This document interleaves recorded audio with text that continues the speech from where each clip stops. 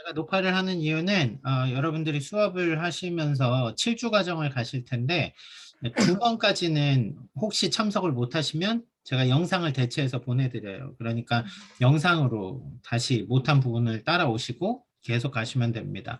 2번까지는 이렇게 수료로 저희가 인정을 하기 때문에 그래서 영상을 매번 녹화를 할 거고요. 네, 혹시 제 얼굴은 도저히 영상에 나오지 않게 해주세요. 그럼 그러신 분 있으면 미리 알려주시면 감사하겠고 아니면 저희가 다 영상 촬영에 동의하는 것으로 제가 생각하고 진행을 하겠습니다. 기도하고 오늘 첫 번째 시간 진행하도록 하겠습니다. 할렐루야. 사랑과 은혜가 풍성하신 아버지 하나님, 오늘도 우리를 지키시고 보호하시며 주 안에 함께 모여서 주님의 말씀을 배워갈 수 있도록 이 시간을 우리에게 허락해 주셔서 감사합니다. 주님의 말씀 안에서 우리가 하나님을 바라보며 하나님을 더욱 닮아가며 그렇게 우리의 신앙의 삶을 살아가게 도와주시고 이 혼탁한 세상 가운데 무너지는 삶이 아니라 정말 주님의 아름다운 몸을 세워가는 우리 귀한 주원 공동체 될 수 있도록 주여 도와주시옵소서. 감사하며 예수 그리스도의 이름으로 기도드립니다. 아멘. 우선은 오늘부터 7주 과정으로 당신을 위한 사사기 과정이 들어갈 거예요. 네, 그래서 여러분들하고 좀 이제 7주 동안 쭉 같이 보실 분들이니까요. 얼굴을 항상 이렇게 좀 더 기억해 주시고 오며 가며 보면 인사 나누고 해주시면 좋을 것 같습니다. 첫 시간이니까 저희가 그래도 소개를 한번 하고 가면 좋을 것 같아요. 제 소개를 먼저 하고 네, 제가 여러분들 한 분 한 분 좀 이름 부르면 자기소개를 해주시면 좋을 것 같습니다. 저는 제가 시티교회에서 대학생들을 담당하고 있는 저는 강현규 목사입니다. 외라교회에서 저희가 함께 예배드릴 때 인사할 때는 한 번, 두 번 뵀을 것 같긴 해요. 근데 또 그러지 못하셨을 수도 있을 것 같아서 네. 저는 대학생들과 아동부 시티에서 담당하고 있고 거주지는 웨스트라이드인데 교회는 시티로 나가는 이런 아주 아이러니한 상황 가운데서 네, 사역을 하고 있습니다. 네, 만나서 너무 반갑고요. 제가 먼저 들어온 순서대로 좀 한 분 한 분 소개를 부탁드릴게요. 우리 형준 형제 소개 부탁드릴게요. 네, 안녕하세요. 저는 대학 목장에 있는 이명준이고 지금 유시드에서 치과 공부하고 있어요. 그리고 호주 온 지는 한 2년 반 됐습니다. 네, 반갑습니다. 네. 이제 이빨 뽑을 수 있나요? 네, 뽑을 수 있습니다. 네, 네, 필요하시면 한 번씩 이럴 때 친해지면 좋잖아요. 네, 이빨 안 아프게 뽑아주시고요. 다음 들어오신 분이 혜수 집사님이시죠? 네, 집사님. 네. 안녕하세요. 저는 웨스트라이드에 살고 있는 박혜수입니다. 아이들이 뒤에서 아, 쿵땅쿵땅 하고 있군요. 네, 아이들은 2학년 이어 2하고 킨디 아이들 있습니다. 딸 아들 네. 한 명씩 있습니다. 감사합니다. 네, 우리 에밀리 간사님 제가 네 성함을 네, 저 한국 이름 민경, 김민경이고요. 네. 시티교회 다닌 지 13년 됐고 지금 13년, 14년 된 것 같아요. 시티 중앙교회 계속 섬기고 있고요. 네. 수회장으로 섬기고 있고. 네. 두드림이시죠? 네네네. 네, 두드림 목장. 네, 제가 이름을 종종 까먹을 수 있으니까 에밀리 간사님이라고 부를게요. 네네네. 네. 그렇게 해도 많이 부르세요. 저랑 이름 똑같고 저랑 한 오랫동안 같이 산 친구가 이름이 있어가지고 저는 에밀리라고도 많이 사람들이 불러요. 네, 네. 감사합니다. 이해해 주셔서. 네, 네. 다음 들어오신 분이 소미 자매인가요? 네. 안녕하세요. 저는 교이목장 백소미입니다. 저는 2019년에 호주 왔고요. 네, 카페에서 일을 하고 있습니다. 네. 카페에서 계속 일하고 있죠? 네, 한 곳에서 계속 하고 있습니다. 월급 좀 올려주나요? 네, 계속 조금씩 올려주고는 있습니다. 감사합니다. 네. 경혜 집사님, 네, 다음 주에 괜찮으시겠어요? 네. 안녕하세요. 저 중학교에 웨스트라이드 다니고 있는 만나세의 김경애입니다. 네, 반갑습니다. 오늘 독감이 걸리셔서 못 들어오시는데 또 들어오셔서 이렇게 함께 해주셔서 너무 감사하고요. 그다음 세라, 네, 우리 주원 간사님. 네, 안녕하세요. 저는 민주홍이고요. 대학목장 소속이고 찬양팀에서 반주로 섬기고 있습니다. 네, 찬양할 때 뒷모습만 보셔서 앞에 잘 못 보신 분들은 지금 보시면 돼요. 네. 자, 우리 성영 간사님, 원주 간사님. 네. 네, 안녕하세요. 저는 김성현이라고 하고요. 저는 김은주라고 합니다. 네, 저희는 저기 그 시티교회에서 부부셀 하고 있고요. 또 이 차량팀으로도 섬기고 있습니다. 반갑습니다. 감사합니다. 자, 오늘 못 들어오신 분들 중에 이제 1주차는 저한테 영상 부탁하신 분들이 좀 있고요. 소개를 못 하신 분들은 다음 주에 이어서 소개를 하도록 하겠습니다. 여러분들이 필요한 건 뭐냐면 제가 드렸던 그 PDF 파일 있는데 뭐 PDF든 워드든 적으면서 하시면 제일 좋고요. 공부는 이전에 하셨던 분들도 계시겠지만 제가 좀 새롭게 설명을 드리면 저희가 사사기의 7가지 정도의 스토리 라인을 볼 겁니다. 사사의 이야기일 수도 있고 시대의 이야기일 수도 있습니다. 그래서 앞으로 7주간 공부를 진행하게 될 거고요. 제가 질문을 드리거나 성경 읽는 거를 읽어달라고 부탁드릴 때는 마이크를 켜서 읽어주시고 그 외에는 마이크를 꺼놓으시는 게 조금 소통하시기 편하실 거예요. 그리고 오늘 이제 옆에 항상 성경책을 두시는데 어떤 버전 보셔도 상관없습니다. 다만 네, 항상 성경책을 빨리 찾을 수 있게 해주시면 감사드리겠습니다. 자, 그러면 이제 본격적으로 시작을 해 보도록 하겠습니다. 제가 화면 공유를 할게요.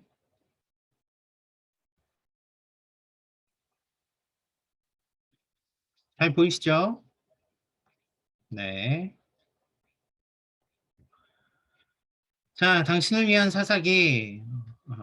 오늘 저희가 살펴볼 내용은 먼저 사사기에 대한 좀 중요한 내용 하나를 살펴보고 나서 그리고 이제 사사기를 보는 게 좋을 것 같아요. 사사기를 바라보는 두 개의 프레임이라고 생각하시면 될 것 같아요.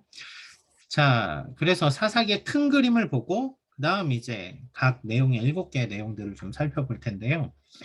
사사기에 지금 제가 여러분들한테 전달하는 내용은 실은 책이 있어요. 팀 켈러 목사님이 쓰신 당신을 위한 사사기라고 해서 영어 버전으로도 나와 있고 이북으로도 나와 있습니다. 그러니까 같이 보면서 따라가시면 효과가 더 좋겠죠. 근데 제가 책의 전체 내용을 다 다루지는 않고요. 반대로 책에 있는 내용만 가르치지도 않습니다. 그러니까 저 나름대로 해석을 하고 붙이고 빼고 해서 하기 때문에 참고용으로 쓰시기에는 아주 좋습니다. 그래서 여러분들이 당신을 위한 사사기, 오늘은 제일 먼저 있는 챕터 1, 2 정도의 내용을 같이 보는 거고요.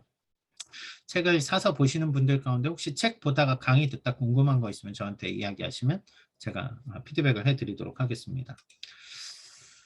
자, 먼저는 사사기를 이해할 때 가장 중요한 구조가 하나 있어요. 그게 나선형 구조라는 겁니다. 나선, 이렇게 나사 있잖아요. 나사를 돌리듯이 이렇게 뱅글뱅글 돌아가는 구조라고 해서 이거를 스파이럴 다운이라는 표현을 써서 얘기를 하는데요. 뭐 이런 속담 있잖아요. 바늘도둑이 무슨 도둑되죠? 소도둑됩니다. 그렇죠? 죄를 방치하면 죄가 죄를 계속 더 큰 죄로 이끌고 가는 습성이 있어요. 그렇죠? 사사기를 보면 그 습성이 아주 정확하게 나와요. 뭐냐면 처음 사사부터 마지막 사사까지 쭉 이야기가 이어지는데 이런 구조예요. 첫 번째 1번 여기 보세요. 이스라엘 백성들이 불순종함으로 하나님을 떠나죠. 그렇죠? 그러면 하나님이 그걸 그냥 두고 보지 않으세요. 그래서 이스라엘 백성들을 돌아오게 하기 위해서 이방 민족을 들어서 이스라엘 백성을 치십니다. 블레셋이 되기도 하고, 그쵸, 미디안이 되기도 하고 여러 나라들을 들어서 치십니다. 그러면 이스라엘 백성들이 괴로워서 부르짖죠. 하나님 용서해 주세요, 도와주세요. 그리고 나면은 하나님이 사사를 세우셔서 리더를 세우셔서 지도자를 세우셔서 이스라엘을 구원하십니다. 그럼 이스라엘이 또 잠시 하나님을 잘 따르겠죠. 그런데 또 얼마 지나지 않아서 다시 이스라엘이 불순종을 합니다. 자, 그런데 이게 왜 스파이럴 다운이라고 말하냐면요. 점점 그 구조가 심화되는 걸 볼 수 있어요. 처음에는 적들이 쳐들어왔을 때 하나님 도와주세요. 막 되게 빨리 말하고 하나님이 반응도 빨리 하시는데 나중으로 갈수록 어떻게 되냐면요. 적들이 공격하는데도 하나님한테 부르짖지 않아. 점점 이방의 그 침략 기간이 늘어나요. 그리고 나중으로 가보면 이스라엘 백성이 아예 하나님한테 도와주세요도 안 해요. 막 삼손쯤 가면 그냥 삼손이 하나님을 그냥 세우셔서 살리세요. 그러니까 죄가 갈수록 심화되는 걸 보는 거죠. 사사기의 시작은 되게 장엄하게 멋지게 시작합니다.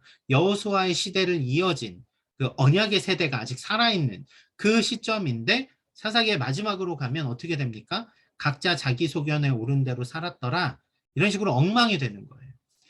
자, 이렇게 갈수록 점점 더 나락으로 떨어진다 그러죠. 슝 떨어지는 이 패턴으로 사사기가 흘러갑니다. 그러니까 모든 사사의 패턴을 보면 이게 보이겠죠. 어떤 타락과 어떤 나라의 침략과 어떻게 이스라엘이 반응했고 하나님은 사사를 통해서 무엇을 하셨구나. 이걸 딱 볼 수 있어요. 두 번째, 사사기에서 우리가 집중해서 봐야 되는 게요. 하나님 중심의 관점에서 봐야 된다는 얘기예요. 저희는 인물 중심으로 많이 보거든요. 주제가 인물로 끊어서 보니까 하기도 하는데 이런 얘기예요. 여러분 다윗에 대한 이야기를 볼 때 우리가 나 다윗처럼 돼야지 다윗이 롤모델이 되면 안 된다는 이야기예요. 사사기의 핵심은 하나님을 바라봐야 되는 데 있습니다. 그러니까 오늘 우리의 세대가 죄로 계속 무너져가는 이 시점에 있는데 사사기는 그 시대 가운데 우리에게 하나님을 바라보라는 메시지를 주는 거죠. 자, 어떤 포인트들을 담고 있냐면요. 6가지 포인트들을 이렇게 정리해 볼 수 있을 것 같아요. 여러분들이 적으시면서 하셔도 되고 나중에 적으시긴 좀 힘드실 거예요. 네. 자, 첫 번째는 하나님의 은혜 받을 자격이 없는 이들에게 지속적으로 은혜를 베푸십니다.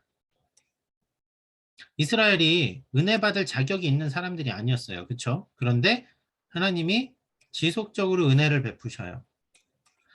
자, 두 번째는 하나님은 절반의 순종을 원하지 않으셨습니다. 우리 삶의 모든 것이 하나님께 맞춰지기를 원하셨어요. 우리 삶의 모든 영역에 주인이 되기를 원하셨다는 이야기예요. 그런데 이스라엘은 어떻게 해요? 하나님과 우상을 겸하여 섬기는 일들이 일어나는 거죠. 세 번째로 사사기에는 율법과 은혜 사이의 긴장이 존재합니다. 이게 좀 어려운 말 같지만 쉽게 얘기하면 이런 거예요. 하나님 약속을 따라야 되는데 하나님 약속을 따르지 않아. 그래서 벌을 받아. 율법적인 기준으로 죄에 대한 벌을 받고 그 벌에 대한 값을 지불해야 되는데 실은 이스라엘 백성들이 율법 아래에서는 도저히 살아갈 수 없는 존재로 나락으로 떨어지는데도 하나님은 또 그 안에서 은혜를 베푸세요. 자, 이것이 사사기의 특징이고요. 또 하나가 이 땅에서 사사기를 보면 이제 깨달았으면 사사를 통해서 깨달았으면 하나님을 열심히 따르고 순종해야 되는 가운데 있는데 여전히 이스라엘이 망가지죠. 우리의 모습과 똑같은 거예요. 우리는 지속적인 갱신이 필요합니다. 그리고 우리 모두 약점이 있기 때문에 우리 스스로 우리를 구원할 수 없습니다. 그래서 하나님이 구원자를 보내주신 거죠. 하지만 사사들이 항상 컴플렉스가 있어요. 문제들이 있습니다. 결국 우리는 진정한 구원자를 기다리지 않으면 스스로 구원할 수 없는 존재라는 걸 보게 되고요. 가장 중요한 사실 하나가 아무도 돌보고 있지 않는 것 같은 어두운 터널을 지나가는 그때에도 하나님은 여전히 일하고 계시더라는 이야기예요. 나중에 이스라엘이 하나님한테 부르짖지도 않는데 하나님은 이스라엘을 회복해 주세요. 왜요? 하나님이 약속하셨으니까. 자, 이런 관점에서 하나님 중심으로 사사기를 바라봐야 된다는 것과 인간 중심으로 무너져가는 패턴이 있다는 것, 이 두 가지를 기억하면서 오늘 말씀을 보면 좋을 것 같아요. 우선은 저희가 사사기 1장 1절부터 2장 5절까지 좀 읽을 건데요. 여러분들 각자의 성경책을 펴서 한 절씩 돌아가면서 읽도록 하겠습니다. 그런데 읽으시면서 여러분들 노트에 보면 여러분이 이해한 내용이 뭔지 1장에서 저는 이 내용이 가장 중심 내용인 것 같아요. 이런 부분들 중심 내용을 하나 기록을 해 놓으시고요. 두 번째, 이스라엘 백성이 잘한 일이 있고 잘못한 일이 있어요. 하나씩만 적으시면 됩니다. 하나씩만. 그리고 이스라엘이 하나님 앞에 순종하지 못하여서 2장에서 책망을 받거든요. 이스라엘의 모습과 우리의 모습이 같은 모습은 어떤 모습이 있을까? 이 포인트로 읽으면서 여러분들이 제가 적는 시간도 조금 드리도록 하겠습니다. 자, 이제 사사기 1장을 펴셔서 제가 아까 소개한 순서 있죠? 순서대로 네, 나가보도록 하겠습니다. 잠시만요. 제가 먼저 읽고 그 다음 이제 형준 형제부터 쭉 돌아가면서 읽도록 하겠습니다. 순서 모르시는 분 없죠? 네, 마이크를 켜주시고요. 지금 그냥 다 켜놓으셔도 상관없을 것 같아요. 어차피 돌아오면서 계속 읽어야 되니까요. 경혜 집사님은 제가 스킵하겠습니다. 네, 경혜 집사님 스킵하고요. 성현 간사님이 소미자매 다음으로 바로 읽으면 돼요. 네. 네. 자, 저부터 읽겠습니다. 여호수아가 죽은 후에 이스라엘 자손이 여호와께 여쭈어 이르되 우리 가운데 누가 먼저 올라가서 가나안 족속과 싸우리이까? 여호와께서 가라사대 유다가 올라갈지니라. 보라, 내가 이 땅을 그 손에 붙여노라 하시니라. 유다가 그의 형제 시므온에게 이르되 내가 제비 뽑아 얻은 땅에 나와 함께 올라가서 가나안 족속과 싸우자. 그리하면 나도 내가 제비 뽑아 얻은 땅에 함께 가리라 하니 이에 시므온이 그와 함께 가니라. 유다 지파가 올라가자 여호와께서는 가나안 사람들과 브리스 사람들을 그들 손에 넘겨주셨고 그들은 베색에서 1만 명을 무찔렀습니다.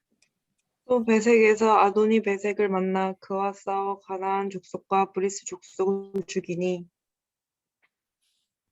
아도니 베색이 도망하는지라 그를 쫓아가서 잡아 그의 엄지 손가락과 엄지 발가락을 자르매 아도니 베색이 이르되 옛적에 70명의 왕들이 그들의 엄지손가락과 엄지발가락이 잘리고 내 상 아래에서 먹을 것을 줍더니 하나님이 내가 행한 대로 내게 갚으심이로다 하니라. 우리가 그를 끌고 예루살렘에 이르렀더니 그가 거기서 죽더라. 유다 자손이 죄송해요. 네. 유다 자손이 예루살렘을 쳐서 점령하여 칼날로 치고 그 성을 불살랐으며 그 후에 유다 자손이 내려가서 산지와 남방과 평지에 거주하는 가나안 족속과 싸웠고 유다가 또 가서 헤브론에 거한 가나안 사람을 쳐서 세세와 아히만과 달메를 죽였더라. 헤브론의 본 이름은 기럇 아르바이었더라. 거기서 나아가서 드빌의 주민들을 쳤으니 드빌의 본 이름은 기럇세벨이라.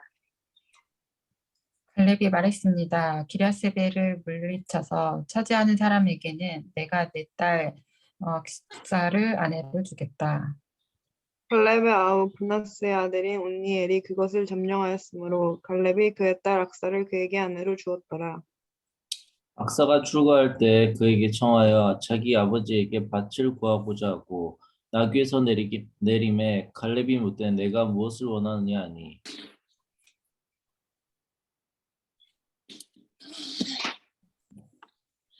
이르되 내게 복을 주소서 아버지께서 나를 남방으로 보내시니 샘물도 내게 주소서 하매 갈렙이 윗샘과 아랫샘을 그에게 주었더라.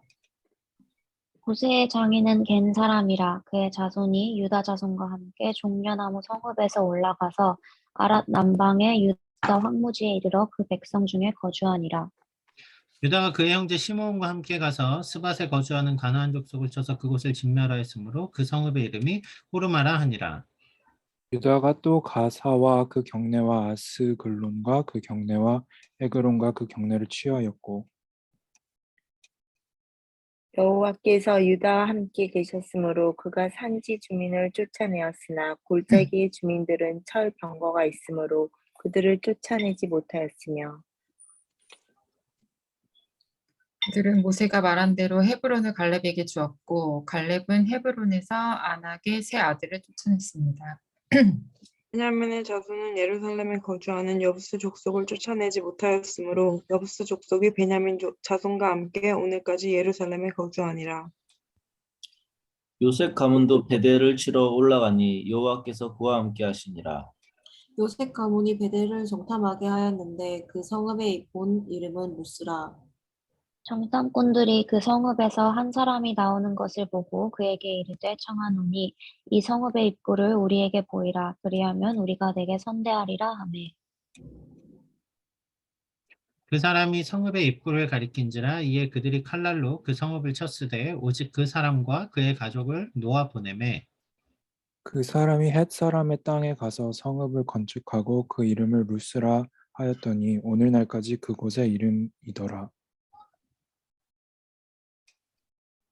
문하세가 베스안과 그에 딸린 마을들의 주민과 다아낙과 그에 딸린 마을들의 주민과 돌과 그에 딸린 마을들의 주민과 이블르함과 그에 딸린 마을들의 주민과 무깃도와 그에 딸린 마을들의 주민들을 쫓아내지 못하매 가나안 족속이 결심하고 그 땅에 거주하였더니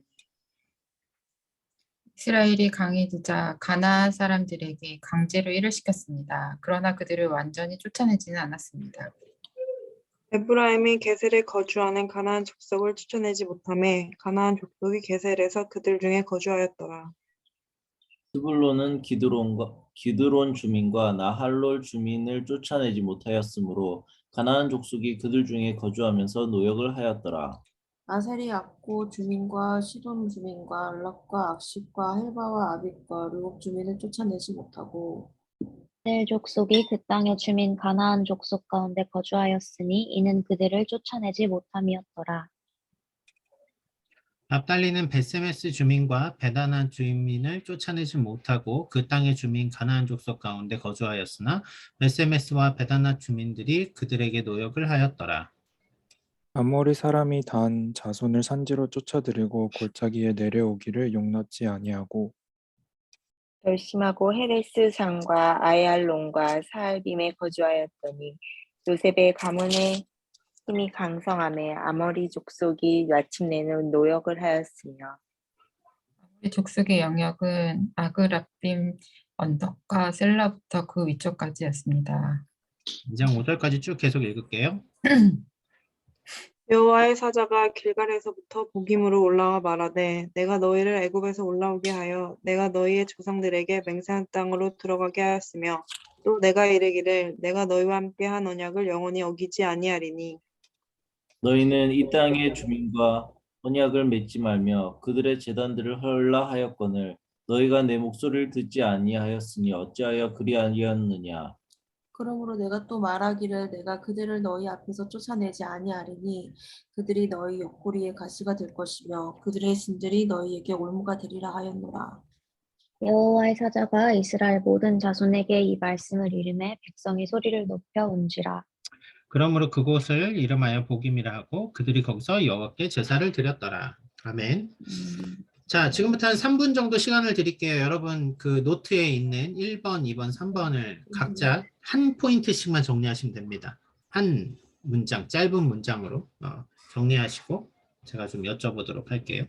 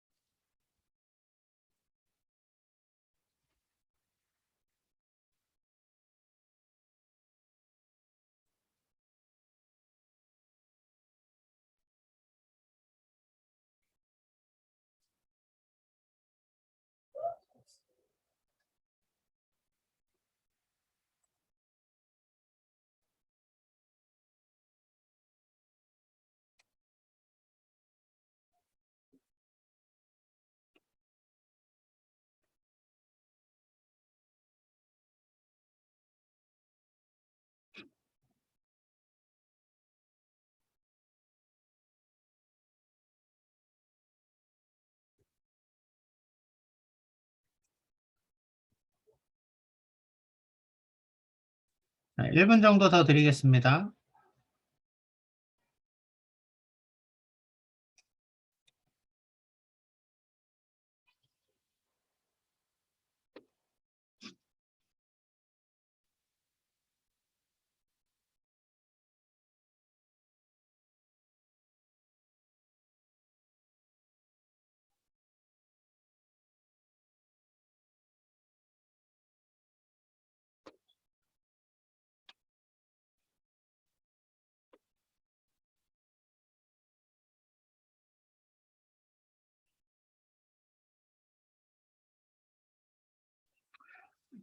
네, 한번 이제 이야기를 해볼까요? 네, 조금 뭐 정리하는 시간을 가지고 하시더라도 오늘 영상은 제가 전체 톡방에 올려드릴게요. 오늘 영상은 여러분들 보시면서 나중에 복습하실 수 있고요. 제가 여러분이 수업을 다 들으셔도 영상이 필요해요 라고 하실 때 2개까지는 제가 보내드릴게요. 다 보내드리면 실은 네, 그때 열심히 하시는 게 제일 좋거든요. 자, 마이크를 좀 전체적으로 켜주시고요. 네.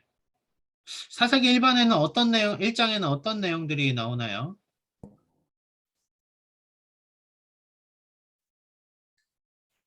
일번은 다 적으셨을 테니까, 네. 성현 관사님 어떤 내용이 나오죠, 1장에?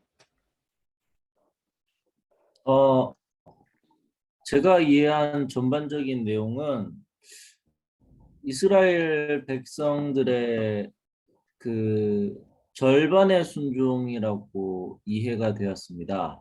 이제 하나님께 묻고 이제 전쟁에 나가서 그곳을 차지하긴 했지만 이제 그럼에도 불구하고 이제 본인들의 욕심을 따라서 또 뭐 상황이 안 되니까 이제 하나님의 말씀을 온전하게 따르지 않고 뭐 백성들을 그곳의 백성들을 살려두고 뭐 재단을 다 허물지도 않고 뭐 그게 제가 이해한 전반적인 내용입니다. 좋습니다. 네. 자, 또 다른 내용이 혹시, 저는 이런 내용이 눈에 들어왔어요 하는 분들 있으시면 얘기해 주세요.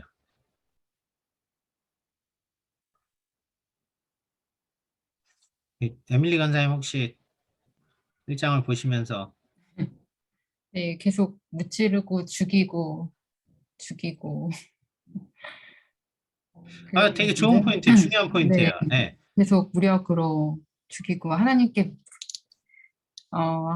주신 땅 이제 여호수아가 죽고 이제 가나안 족속들이 있는데 네. 그 상황을 해결하는 것이 하나님 앞에 묻고 따라야 되는데 실질적으로 행하는 것들은 죽이고 찌르고 죽이고 빼앗고 그런 부분들에 대해서 좀 21세기의 시선에서 보면 실은 이 사건들은 되게 불편한 사건일 수 있어요. 그렇죠? 네. 이유 여하를 막론하고 다 갖다 죽여 이거잖아요.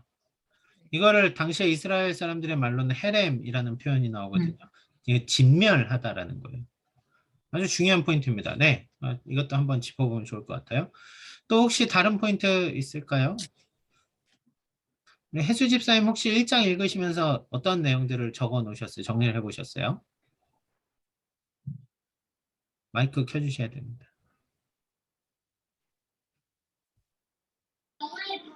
저는 유다가 여호와께서 1장 2절 3절에서 여호와께서 유다에게 이 땅을 너의 손에 넘겨줬다 이렇게 하셨는데 유다가 그의 형제 시므온에게 같이 함께 올라가서 싸우자 이런 부분을 보고 어쨌든 그 형제였잖아요. 어떤 네네. 다른 대적이 아니라 그래서 그것이 꼭 우리가 먼저 하나님께 나아가고 하나님께 선택된 자들이 그 형제들과 그 다른 사람들을 함께 주님 앞으로 데려가는 약간 그런 것. 네네. 이게 되게 그래도 형제 간의 우애가 조금 있어 보이는 어떤 끈끈함, 네, 한 이스라엘 백성으로서 좋습니다. 그런 포인트도. 네. 그럼 2번으로 넘어가 볼게요. 이스라엘 백성이 잘한 일이 있고 잘못한 일이 있거든요. 네, 우리 주홍 간사님, 이스라엘이 잘한 게 뭐고 잘못한 게 뭘까요? 하나씩만 좀. 잘한 거는 주님의 말씀에 따라서 땅을 네. 정복하기 위해서 전쟁을 일으킨 것이고요. 네. 잘못한 거는 진멸하라 하였지만 가나안 족속을 다 쫓아내지 못하고 남겨놓은 것이지 않을까. 어. 은주 간사님은 어떤 것들을 혹시 적으셨어요? 잘한 일과 잘못한 일을. 잘한 일은 그 하나님께 묻고 싸우러 나갔고, 잘못한 일은 그 가나안 족속들을 끝까지 쫓아내지 않았다라고 생각합니다. 음.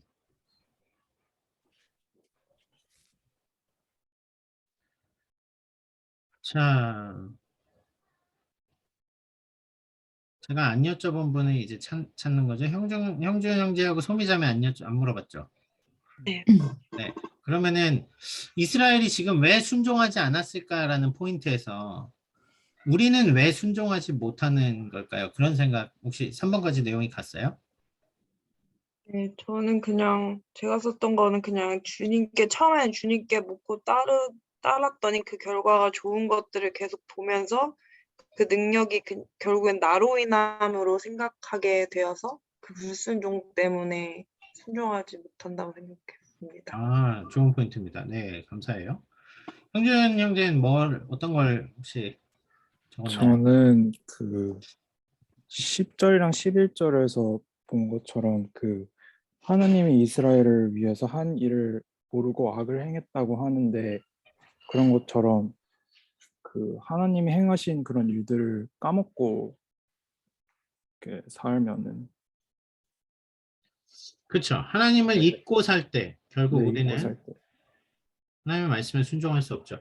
여러분 어떠세요? 말씀을 읽으면서 실은 말씀의 전체적인 흐름을 봐야 되고 그 흐름에서 지금 이 사람들의 문제가 뭔지 우리의 문제가 뭔지 이렇게 찾아가는 게 실은 이 말씀을 적용한 어플리케이션의 개념들이거든요. 다음 2과 때는 제가 다음 주 월요일까지 질문을 먼저 올려드릴 거예요. 사사기 2장 6절부터 3장 6절까지 볼 건데 그때 다음 주부터는 먼저 읽고 와서 여러분이 정리한 내용들을 나누고 하도록 하겠습니다. 어쨌거나 되게 첫 시도인데 잘하셨어요. 잘하셨습니다. 이스라엘이 하나님을 온전히 신뢰하지 못한 부분들, 또 전쟁에 대한 부분들도 나왔고 그 전쟁에 대한 부분에서 남겨놓은 부분들이 불순종의 포인트로 있더라. 이것도 좀 고민해 봐야 되고요.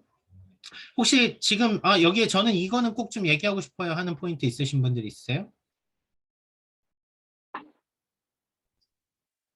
저는 반대합니다. 네. 자, 그럼 이제는 내용을 좀 살펴보면서 제가 여러분들의 생각에 뭐 이렇게 이건 맞고 틀려요 이러진 않을 거예요. 근데 우리가 답을 이렇게 내용을 공부하면서 아마 답들을 찾아가게 될 것 같습니다. 자, 그러면 이제 실질적인 내용을 들어가 보죠. 오늘 조금 촉박하네요. 제가 말이 조금 빠를 수 있습니다. 네, 이해하시고 들어주시면 감사하겠습니다. 자, 사사기의 시작은 약속을 지키시는 하나님으로 시작해요. 무슨 약속일까요? 여호수아를 통하여서 이스라엘에게 가나안 땅을 주시겠다라는 약속이에요. 근데 그건 약속의 결과고 약속의 중간 과정을 봐야 된다는 거죠. 이 여호수아에게 어떤 약속을 주셨냐면 여호수아 1장 7절에서 9절에 보면 오직 강하고 극히 담대하여 나의 종 모세가 내게 명령한 그 율법을 다 지켜 행하고 우로나 자로나 치우치지 말고 그러면 어디로 가든지 형통하며 그 다음 잘 보세요. 이 율법책을 내 입에서 떠나지 말게 하며 주야로 그것을 묵상하며 그 안에 기록된 대로 다 지켜 행하라. 그리하면 내 길이 평탄하게 될 것이라. 하나님은 여러분 우리가 잘하면 구원해 주세요. 우리는 이렇게 배우지 않아요. 다시 제가 정리해 볼게요. 하나님은 우리를 구원하셨고 하나님의 뜻대로 살아가게 하세요. 근데 이스라엘도 마찬가지거든요. 애굽에서 먼저 구원하셨어요. 그리고 이제 하나님의 뜻대로 살아가는 삶이 사사기에 나와야 돼요. 그 핵심이 뭐냐면 하나님의 말씀대로 살아가는 거예요. 그러면 하나님이 형통하게 하시겠다라는 거죠. 결국 사사기의 시작은 순종을 조건으로 한 하나님의 축복의 약속이었습니다. 여호수아를 통해서 하신 약속은 출애굽 1세대가 모두 광야에서 죽어요. 왜요? 불순종했거든요. 하나님을 신뢰하지 않았거든요. 여호수아와 갈렙만 살아납니다. 그런데 하나님은 이제 여호수아의 인생의 끝 하반기에서 사사기로 넘어오면서 그 언약을 기억하고 지키는 자들은 하나님이 승리와 안식을 주실 것이라는 약속을 하신 거예요. 그러니까 여호수아와만 하신 게 아니라 이스라엘은 여전히 하나님의 약속 안에 있었다는 거죠. 사사기의 시작은 하나님의 약속으로 계속 이어지는 약속의 세대를 넘어가는 그 과정이 딱 열리는 거예요. 자, 그럼 어떻습니까? 이스라엘이 하나님을 의지하고 순종하면 안식이 임해요. 그런데 약속을 신뢰하지 않으면 이스라엘은 성공을 기대할 수 없는 거죠. 자, 이제 이스라엘은 하나님을 신뢰하느냐 신뢰하지 않느냐 이 싸움을 하게 됩니다. 대적과의 싸움이 아니에요. 더 엄밀히 말하면 하나님을 신뢰할 것인가 신뢰하지 않을 것인가 이 싸움이거든요. 자, 우리가 아까 전쟁에 대한 불편한 시선들을 실은 얘기를 했어요. 잘 보세요. 하나님이 왜 전쟁을 하게 하셨을까? 가나안 땅을 정복하라고 말씀하셨을까? 이때 쓰는 말이 제가 앞에도 말씀드렸지만 이게 되게 좀 그 강한 어조의 말씀이거든요. 이게 헤렘이라는 단어인데 나중에 이 말 자주 쓰시는 목사님들 보게 되실 거예요. 분명히. 진멸하라는 거예요. 진멸. 그냥 남기지 말고 아이든 어떠한 것도 남기지 말고 다 죽여버리라. 이런 거예요. 왜 하나님이 그렇게까지 하셨을까? 이 문제가 해결되지 않으면 사사기가 우리한테 상당히 불편한 책이 되는 거죠. 자, 하나님이 아브라함과 약속을 하셨어요. 그쵸? 가나안 땅을 주시겠다고. 땅의 지경에 대해서 말씀하셨습니다. 그쵸?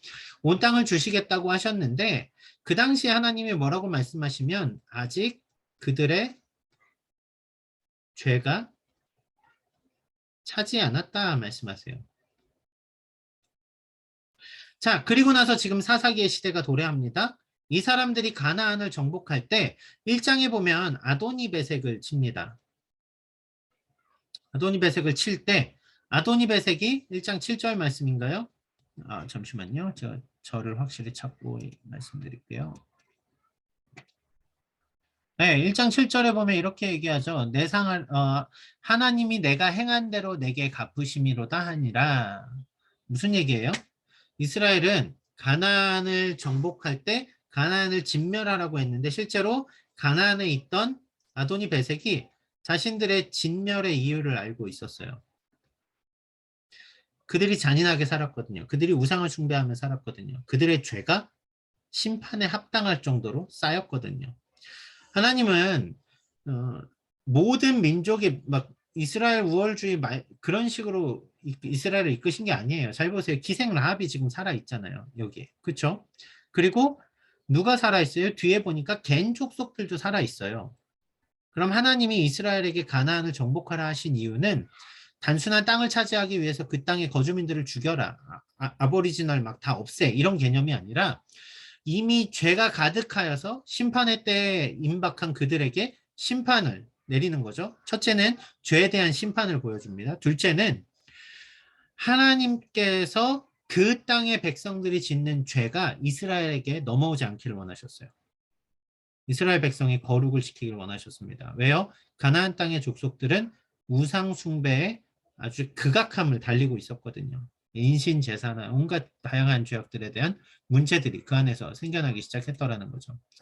자, 결국 하나님이 이스라엘을 가나안을 심판하시는 이유는 그들의 진멸을 통하여서 이스라엘에게 새로운 정체성을 주려고 하신 거고요. 여기서 아주 중요한 포인트가 하나 나오는데요. 그럼 이스라엘이 이 땅을 점령하게 되면 어떤 효과가 일어날까요? 이스라엘이 잘 먹고 잘 살았대. 이게 끝일까요? 아니에요.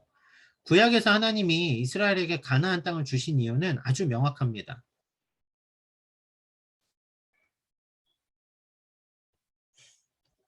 열방이 이스라엘을 보면서 이스라엘의 하나님을 바라보게 하기 위함입니다. 구약에서의 선교를 우리는 구심력적 선교라고 이야기를 해요. 구약에서는 세상 모든 사람들은 죄에 다 빠져서 아무도 어찌할 바를 몰라 하는 그때 하나님은 이스라엘이라는 특별한 나라를 선택하시고 약속하셔서 그들을 통해 하나님을 볼 수 있게 해주신 거예요. 가나안의 점령의 가장 중요한 이유는 그들의 죄에 대한 심판과 이제 그 땅을 누리고 살아갈 이스라엘을 통해서 온 세상이 이스라엘이 복의 통로가 되는 거죠. 이스라엘 통해 온 세상이 하나님을 보게 되는 것. 이게 구약에서 하나님이 그 이스라엘을 가나안에 거주하게 하신 아주 중요한 이유 가운데 하나거든요. 자, 그렇다면 이제 우리는 사사기의 이 진멸의 문제가 단순한 땅을 차지하기 위한 학살이 아니었다라는 걸 볼 수 있습니다. 하나님의 계획 가운데 거룩을 위한 방법이었다라는 거죠. 자, 그러면 이제 중요한 포인트가 나와요. 뭐냐면 그러면 정복을 할 때 어떻게 해야 될 것인가? 이게 너무 독특해요. 사사기에서 제가 그랬죠. 사사기는 적을 무찌르냐 못 무찌르냐 이 문제가 아니에요. 하나님을 신뢰할 것인가 신뢰하지 않을 것인가의 문제입니다. 하나님을 신뢰할 때는 승리합니다. 수적 우위가 있어도 이깁니다. 하나님을 신뢰하지 않을 때는 아무리 작은 아이성 같은 곳에도 지게 되는 거죠. 자, 여러분 믿음이 없이 용기만 있으면 무모해집니다. 교회 다닌다고 하면서 용기만 있잖아요. 믿음 없이 용기만 있으면 십자군 전쟁 같은 게 막 일어나는 거죠. 그렇죠? 무자비한 학살이 일어나는 겁니다. 영웅주의에 빠지게 되거든요. 여러분 목사님들이 왜 막 넘어지는지 아세요? 장로님들이 왜 넘어지는지 아세요? 믿음을 붙잡은 게 아니라 나의 어떤 결과를 붙잡고 나의 힘을 붙잡으면 넘어지는 거예요. 잔인한 폭군들이 될 수 있다는 이야기예요.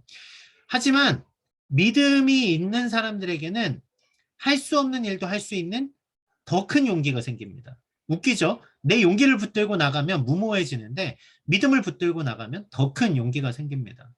가나안 정복은 실은 군사작전이 필요한 싸움이었어요. 그런데 군사작전이 중요하지 않았어요. 하나님을 순종하면 이깁니다. 자, 그리고 아주 중요한 포인트가 하나 더 있어요. 원래 전쟁에서 이기면 그 진 나라 사람들을 노예로 쓰거든요. 그렇죠? 전쟁에서 패배한 나라의 사람들에게 그 돈을 받습니다. 내가 너네 살려줄게. 매년 나한테 금 1만 달란트씩 내. 뭐 이런 식으로. 이게 주종관계의 형성이거든요. 근데 아까 제가 그랬죠. 하나님이 왜 진멸하라 그랬어요? 이들과 연합하여서 우상 숭배함이 이스라엘에 들어오지 않게 하기 위해서. 그러니까 이스라엘은 약한 민족이라고 해서 얘들 내 일꾼으로 쓰면 되겠다. 그렇게 쓰면 안 돼요. 무조건 하나님의 믿음으로 나아가는 전쟁이기 때문에 수적으로 우위가 있어도 수적으로 열세 있어도 하나님 말씀대로 그들을 진멸하며 하나님의 거룩을 회복해야 됩니다. 이게 가나안을 정복할 유일한 방법이었어요. 자, 근데 이제 1대 4사에서부터 문제들이 조금씩 보이기 시작합니다. 자, 1대 4사 온니엘입니다. 온니엘은 아까 누가 그러셨죠? 유다가 그의 형제 시므온과 함께 싸웠다. 실은 이게 어찌 보면 형제 간에 되게 우애가 있고 좋아 보이는 모습인데 반대로 보면 하나님의 입장에서는 되게 믿음이 없는 행동이었어요. 왜요? 1장에 보면은 유다 지파에게 나가라고 말씀하시거든요. 근데 유다가 자기들만 나가기에 벅차 보이는 거예요. 그러니까 시몬을 끌어들이죠.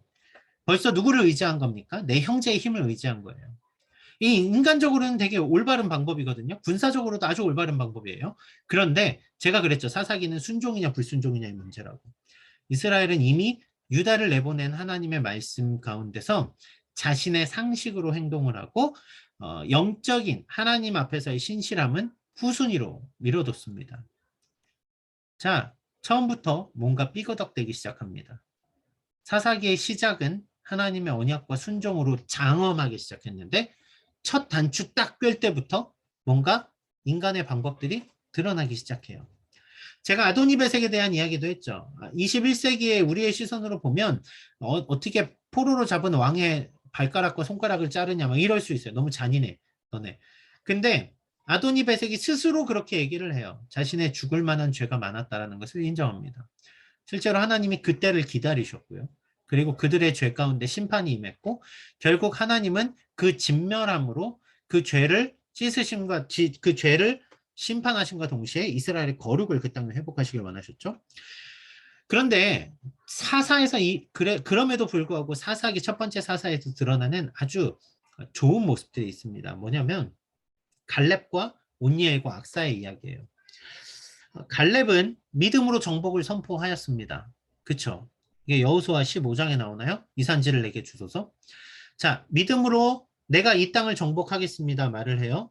온니엘은 믿음으로 달려나갑니다. 그리고 온니엘의 아내 악사는 그 땅을 차지하는 것에 대한 확고한 신뢰 가운데 믿음으로 땅을 요구합니다. 자, 보세요. 믿음으로 한 사람들에게는 이 전쟁이 여러분, 갈렙이 이겨서 온니엘이 이겨서 이 정도가 아니에요. 실은 이들이 싸워 이긴 사람들은 세세와 아이만과 달메라는 사람들이잖아요. 이게 누굽니까? 거인족이에요. 골리앗과 같은 장대한 사람들, 그 네피림의 후손이라고 하는 아낙 자손들이 거기 있었거든요.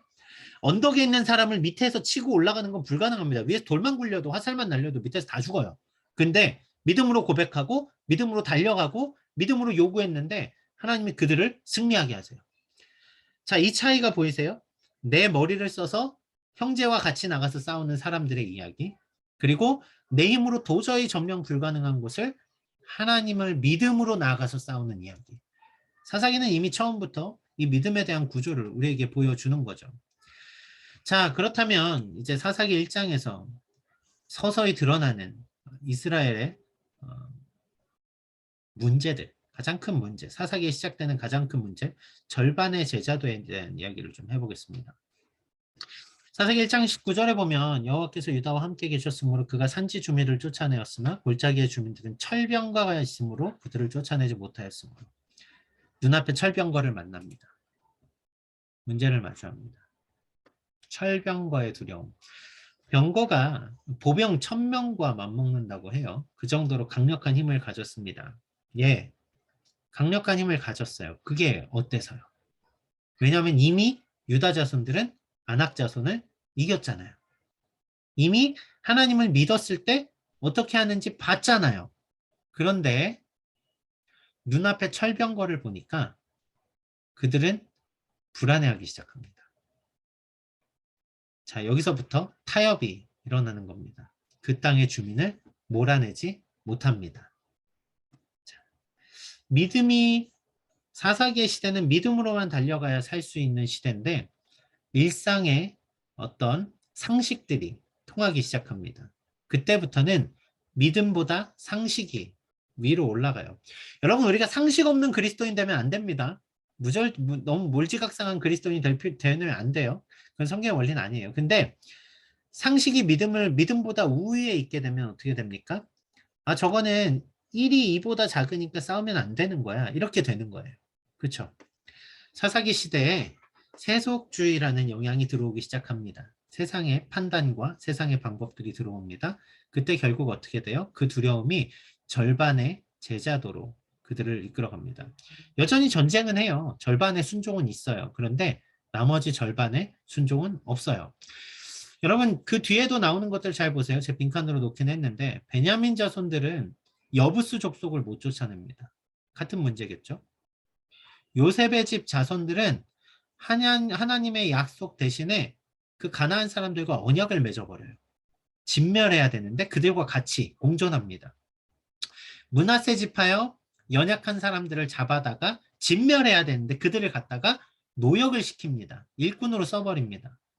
에브라임, 그냥 가나안 족속과 같이 살았어요. 그들이 강한가 약한가도 나오지 않아요. 그 외에도 1장 뒤에 쭉 보면 다들 절반의 제자도만 가지고 할 수 있는 만큼 하고 못하는 데는 못하고 안 하는 데는 안 하고 필요한 건 취하고 버릴 건 버리고 그렇게 살아가는 거예요. 자, 그때 2장으로 넘어갑니다. 어떤 일이 벌어집니까? 하나님이 찾아오세요. 절반의 성공, 하나님이 임재하셔서 그들을 평가하십니다. 자, 뭐라고 평가하실까요? 잘 보세요. 자, 사사기 1장의 내용을 잘 보면 우리는 이렇게 받아들이게 돼요. 그래도 열심히 했네. 절반은 점령을 했잖아. 점령 못한 지역 당연히 있을 수 있죠. 어떻게 그걸 다 100% 점령하겠어? 그쵸? 거 봐요. 거기 철병거 있었잖아요. 사사기 1장에는 절반의 성공이 보이고요. 그게 타당해 보입니다. 왜냐면 능력이 없었으니까. 그치? 이 정도면 괜찮아요. 이렇게 생각했으니까. 우리도 그렇게 생각할 때가 많아요. 하나님, 이거는 내가 할 수 없는 거잖아요. 난 이 정도 했으면 잘한 거 아니에요? 절반의 성공을 우리는 이건 어쩔 수 없었다고요. 이렇게 얘기를 하고 있는 거예요. 자, 그런데 이스라엘 백성을 찾아온 사자가 있죠. 누굽니까? 길갈에서 찾아온 사자입니다. 길갈. 여러분, 길갈에서 무슨 일이 있었는지 아세요? 여호수아 4장 20절에서 24절 말씀에 보면은 길갈에서 하나님의 사자가, 길갈에서 그들이 언약을 체결합니다.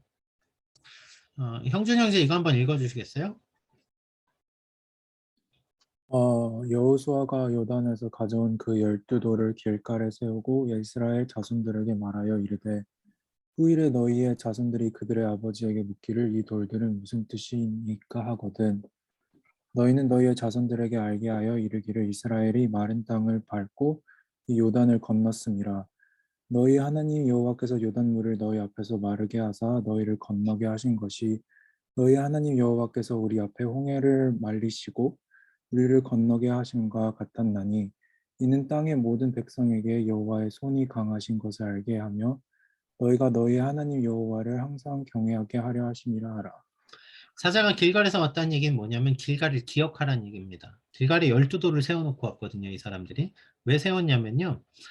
애굽에서 하나님이 그들의 힘으로 가능해서 빠져나온 게 아니었어요. 그렇죠? 하나님이 오직 하나님의 능력으로 건져내셨습니다.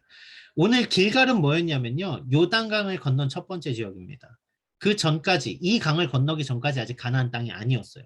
물론 두 개 반 지파가 요단강 동편에 남긴 하지만 요단강을 건넌 첫 번째 바로 이 돌을 세우면서 이제 가나안 땅에 우리를 인도하시는 하나님을 봤습니다.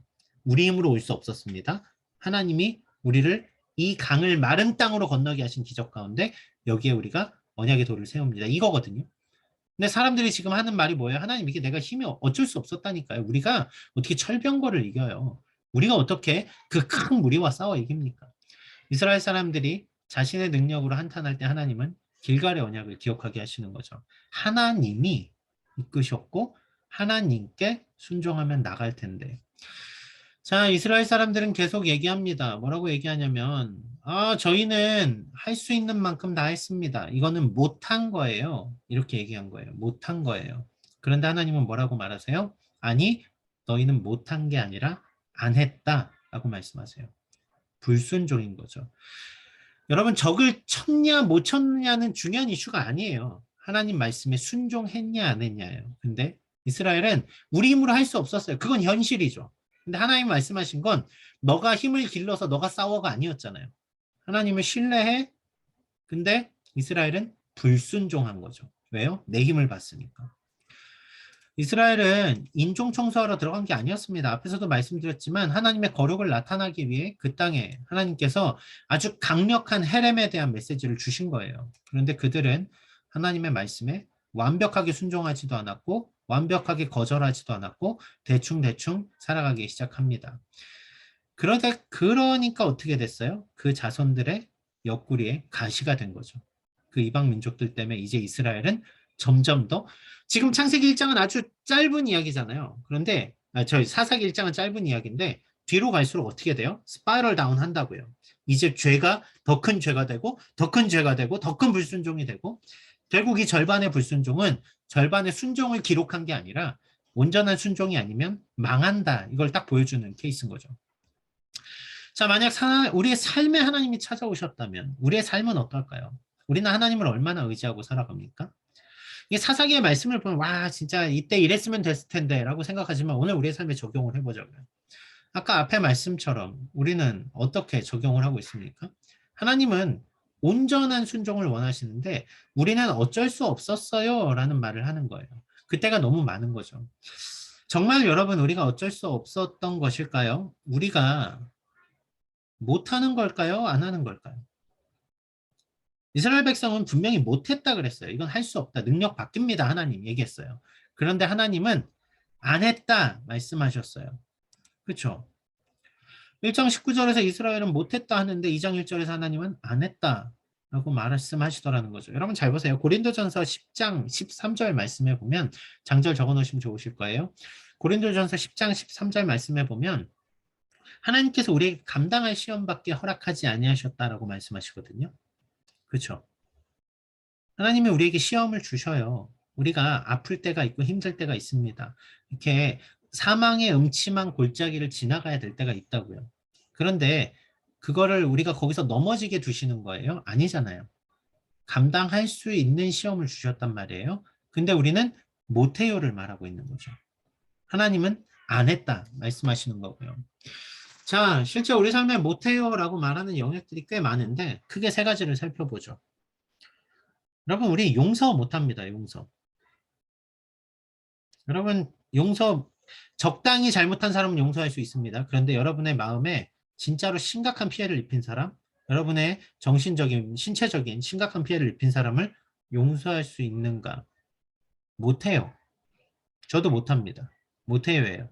근데 우리가 복음으로 나아가면 용서가 되어야 된다라는 거죠. 용서를 안 한 거죠, 실은. 자, 우리의 현실이 참 이래요. 저도 제 인간의 모습에 이 분명히 있어요. 또 여러분, 진실을 마주할 때 우리는 세상 앞에 부끄러워할 때가 많아요. 이게 진실인 줄 알면서도 참 부끄러운 과거인데, 제가 옛날에 분명히 저희 아버지가 목사님인 걸 알기 때문에 제 직장 동료들이 저한테 막 교회 욕하고 그랬어요. 개독교로. 그럼 제가 막 맞장구 쳤어요. 그래야 쿨해 보였거든요. 부끄러운 거예요. 그렇지 않아 라고 말할 수 없었던 거예요.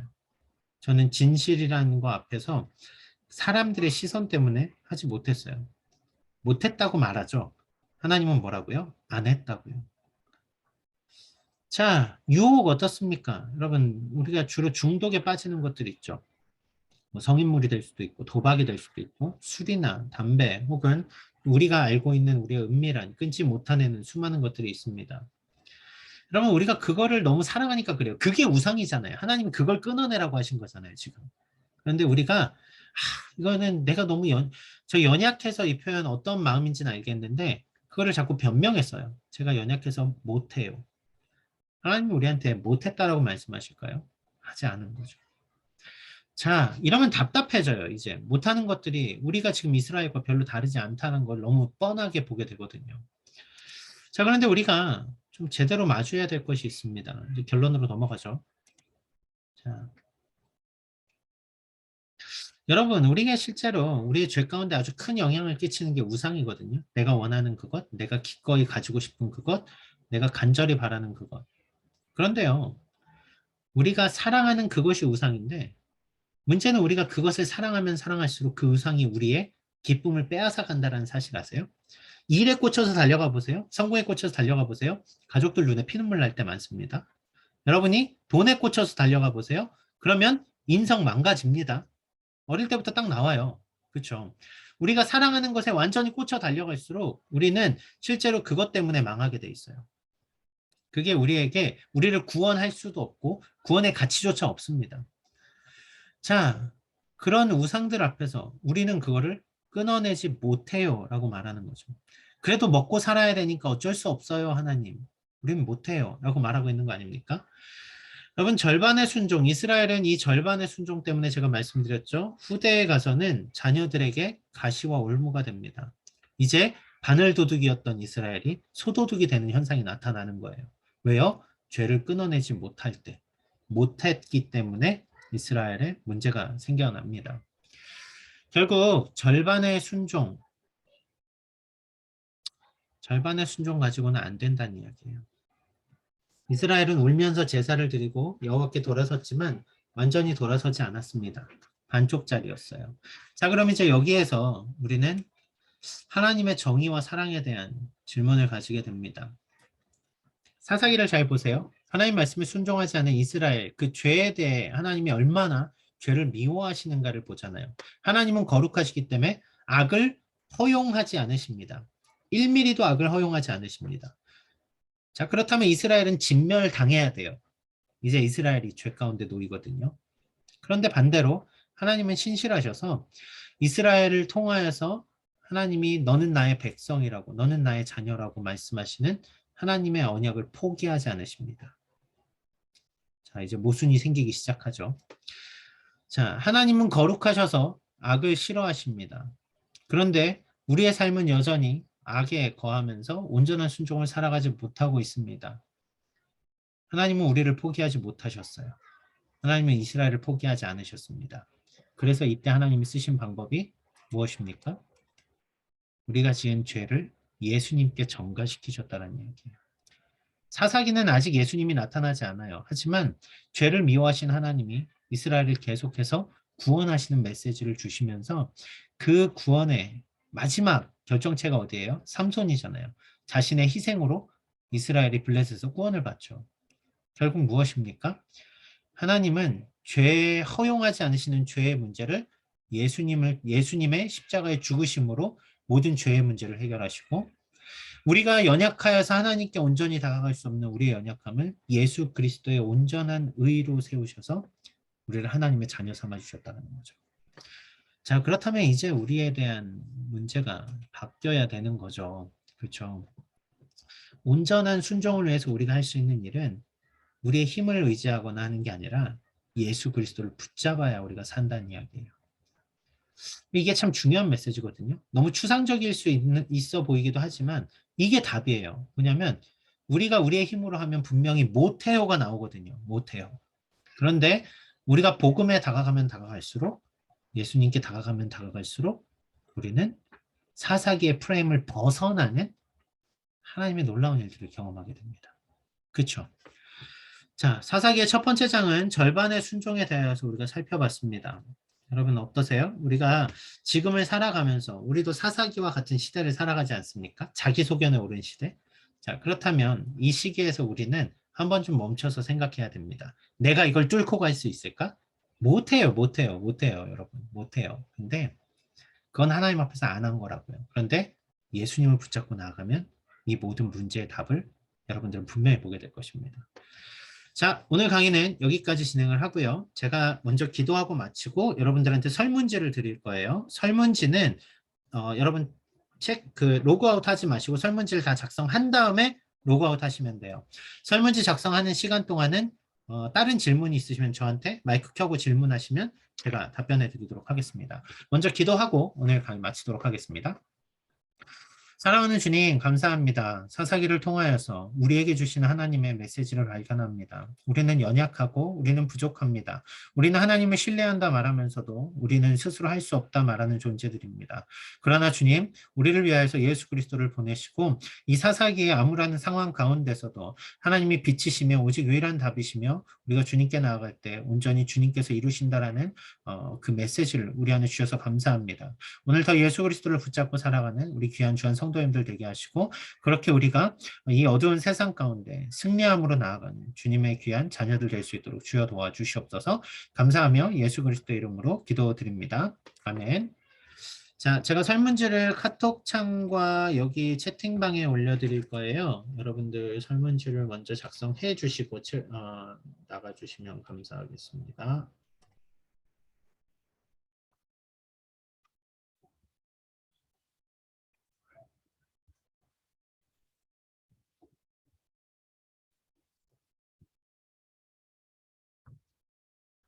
작성하시는 동안은 화면은 꺼놓으셔도 되고요. 질문 있으시면 그냥 마이크 켜고 바로 질문하셔도 됩니다. 제가 음악은 틀어드릴게요. 녹화는 끄겠습니다.